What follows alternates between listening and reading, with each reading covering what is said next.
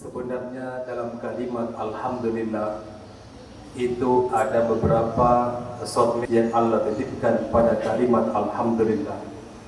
Jadi ketika kita mengucapkan Alhamdulillah, azamkan dalam hati kita bahwa sesungguhnya bersyukur kepada Allah tidak bisa dibatasi oleh ruang dan waktu, kapan dan di mana, serta kondisi apapun yang kita alami, tetap diwajibkan untuk bersyukur kepada Allah Subhanahu wa Ta'ala. Itu yang pertama.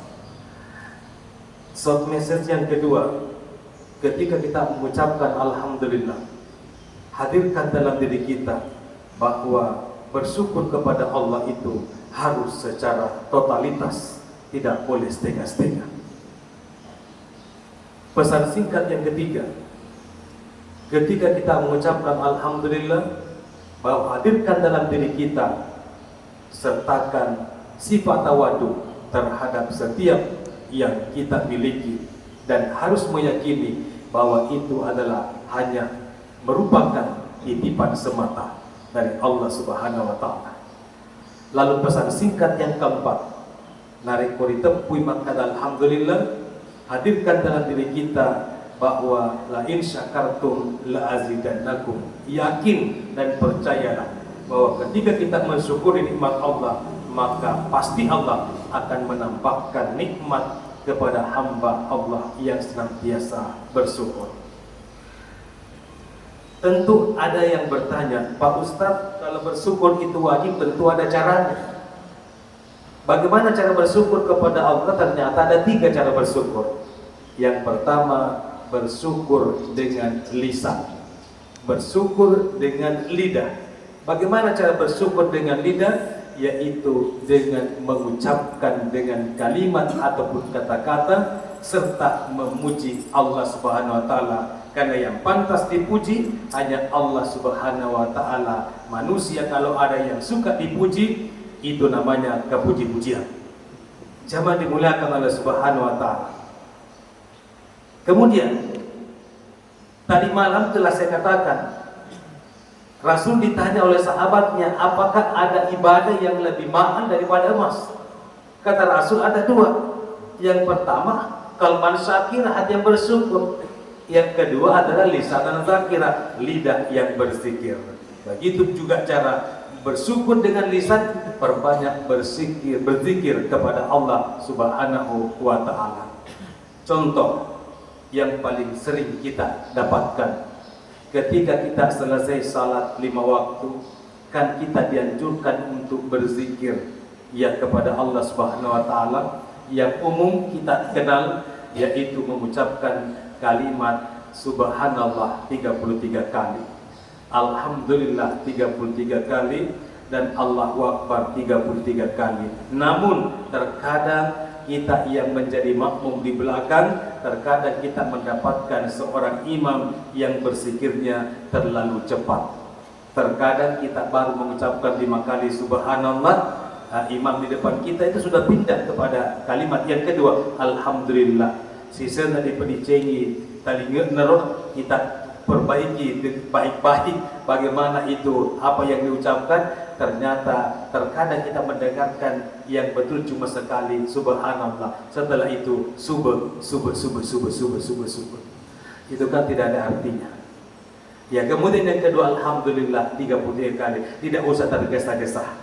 Nah, makanya ketika saya diundang tausiah subuh, saya tidak suka berlama-lama, karena terkadang ini apalagi kita dalam lingkungan kompleks pasar, tentu ini pada umumnya adalah pedagang, ya, perniagaan. Makanya kalau ketika kita betul-betul terburu-buru memburu waktu, jangan tinggalkan tempat sebelum berzikir. Berapa kali Pak Ustaz? Apa kita harus cukupkan 33 kali Subhanallah?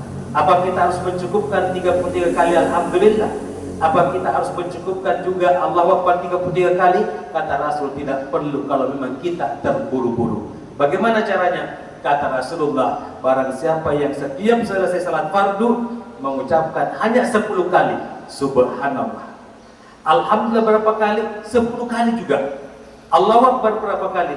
Juga 10 kali. Kata Rasulullah, sekiranya kita berbuat dosa pada saat itu, pada hari itu, berapa dosa yang bisa digugurkan dengan kalimat ini?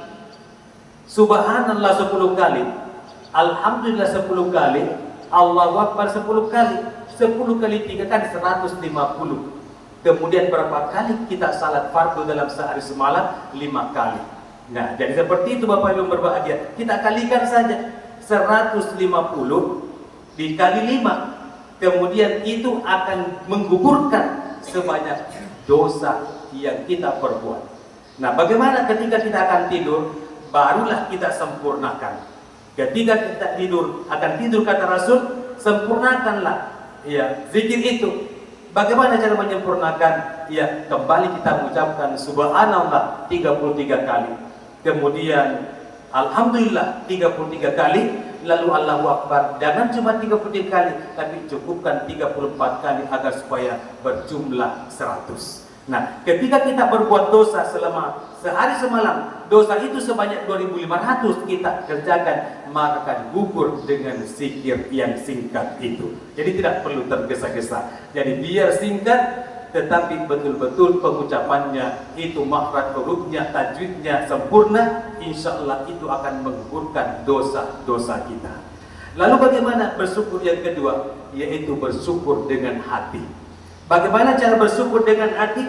Meyakini seyakin-yakinnya bahwa segala nikmat yang Allah titipkan kepada kita itu betul-betul anugerah dari Allah yang Maha Pemurah. Sehingga ketika kita meyakini seperti itu, maka yakin dan percaya kita tidak gampang untuk menggerutu, kita tidak gampang untuk protes. Kenapa sih rezekinya lebih banyak ketimbang daripada rezeki saya? Baik, yang ketiga, bagaimana cara bersyukur yang ketiga? Yaitu bersyukur dengan seluruh organ tubuh yang kita miliki. Mata, bersyukur, bagaimana cara bersyukur di mata? Yaitu memanfaatkan mata ini untuk melihat segala sesuatu yang Allah pesankan, yang Allah perintahkan. Contoh paling konkret adalah bagaimana cara kita melihat mushaf Al-Quran. Bagaimana? Di setiap rumah itu semestinya ada mushaf Al-Quran. Karena terkadang di pelosok-pelosok di daerah Bone, ketika saya diundang ada acara tahlilan, ketika kita disuruh membaca Al-Quran, terkadang ada sahabat yang bertanya, apakah ada mushaf Al-Quran di rumah ini? Tuan rumahnya menjawab, Ustaz, digagana setengah orang kubulan. Bagaimana caranya kita mencintai Al-Quran? Nah, jadi caranya di setiap sudut-sudut, di setiap kita membuka pintu, ketika kita melihat pandangan pertama dalam rumah kita, sepantasnya kita letakkan mushaf Al-Quran. Jadi di mushaf Al-Quran jangan dipandang ente, karena ada beberapa hal yang apabila kita melihatnya saja sudah langsung mendapatkan pahala. Yang pertama adalah melihat mushaf Al-Quran, belum dibaca sudah mendapatkan pahala. Apalagi kalau kita sudah membacanya, apalagi kalau kita sudah memegangnya. Memegang mushaf Al-Quran itu salah satu cara mencintai Al-Quran. Kata Rasulullah, ada sebuah ibadah, ada sebuah amalan yang apabila amalan itu kita kerjakan, di samping bisa meningkatkan keimanan kepada Allah Subhanahu wa taala, di samping itu pula pahalanya dahsyat sekali. Dasarnya apa? Kata sahabat kepada Rasul, ya Rasul, dasarnya apa ibadah itu? Amalan itu, kata Rasul, apabila ibadah itu kamu kerjakan, segala kebutuhanmu di dunia akan dijamin dan dipenuhi oleh Allah Subhanahu wa taala. Masalah betapa dahsyatnya amalan itu. Lalu yang kedua kata Rasul, apabila nanti kalian meninggal, jasadmu itu dijamin akan utuh sampai berjumpa dengan Allah Subhanahu wa taala. Lalu apalagi dasar yang ketiga, di akhirat nanti ketika kita melakukan amalan itu, kita diperkenankan memasangkan mahkota di atas kepala ayah dan ibu kita. Diperkenankan memasangkan gelang-gelang pada tangan kanan dan kiri ayah ibu kita. Diperkenankan memasangkan jubah kebesaran pada badan ayah dan ibu kita. Lalu lebih dahsyatnya lagi, ketika masuk surga diperkenankan menggandeng tangan ayah dan ibu kita. Lalu kata sahabat, amalan apa kata Rasul? Adalah amalan mencintai Al-Quran. Jamaah yang berbahagia, maka saya pesankan melalui mimbar ini, kalau kita memiliki putra ataupun putri, minimal 1 orang wakafkan masuk ke pondok pesantren. Wakafkan masuk ke pondok tahfiz. Dan harapan kita memasukkan putra kita ke dalam pondok pesantren, pondok tahfiz, kita berharap ketika nanti kita duluan meninggal, kita harapkan anak kita yang tampil menjadi imam pada saat-saat jenazah di depan mayat kita. Jamaah yang berbahagia. Makanya pada kesempatan yang berbahagia sekali saya tekankan, minimal satu orang, wakafkanlah putra ataupun putri kita masuk ke pondok pesantren, masuk ke pondok tahfiz. Karena ketika kita meninggal nanti, anak yang kita wakafkan ke pondok pesantren, ke pondok tahfiz, mereka nantinya akan terbangun dari tidurnya, mengambil air wudhu, lalu menghamparkan sajadah, lalu mendirikan salat minimal 2 rakaat. Setelah itu bermunajat kepada Allah. Untuk apa? Untuk dirinya dan kita yang sudah meninggal. Rabbi ghfirli wali walidayya warhamhuma kama rabbayani shaghira.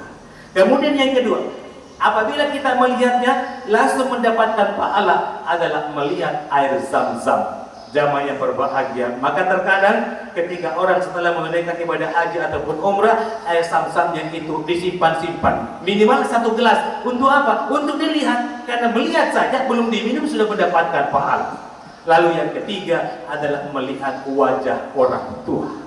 Jadi tabik yang ketika sudah masuk ke bulan suci Ramadan, yang belum sempat meminta maaf kepada kedua orang tuanya, apalagi yang masih hidup, begitupun yang sudah meninggal. Bagaimana cara berbakti kepada orang tua yang sudah meninggal? Yang pertama, mendoakan agar supaya dosanya dimaafkan. Yang kedua, tetap menjalin silaturahim dengan sahabat-sahabat, dengan keluarga almarhum atau almarhum yang sangat dicintai semasa hidupnya. Lalu yang keempat, apa yang keempat yang dilihat langsung mendapatkan pahala adalah melihat wajah ustaz. Jamaah yang berbahagia. Jadi ketika ustaznya ceramah, jangan ada yang tidur. Karena kalau Anda tidur, Anda tidak mendapatkan pahala melihat wajah ustaz. Jadi baik, jamaah dimuliakan oleh Subhanahu wa taala, saya tidak berlama-lama kalau subuh, mohon maaf. Insyaallah sebentar malam kita lanjut kembali. Terima kasih. Wabillahi taufiq wal hidayah. Wassalamualaikum warahmatullahi wabarakatuh.